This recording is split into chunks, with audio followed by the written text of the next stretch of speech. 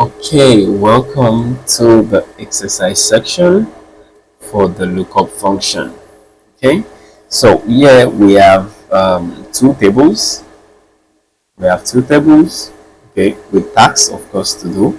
We have two tables. We have the customer table, we have the other table, and this exercise has been done in such a way that you use to make you use all the functions you've learned so far, from textual functions all the way to lookup functions. Of course, there will still be some tweak before this dataset drops, so that it can be ensured that you use all the functions. Okay, and ensure that you use all the functions. And you can see the tags here. So we have the data cleaning tags. We have the data enrichment tags, which is lookup.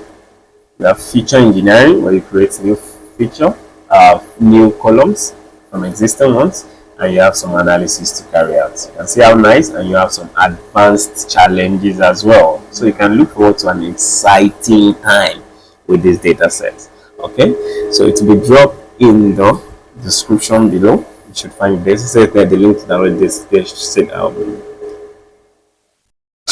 Okay, the link to download data set should be there. So feel free to try this out, and when you do, come back and leave a comment.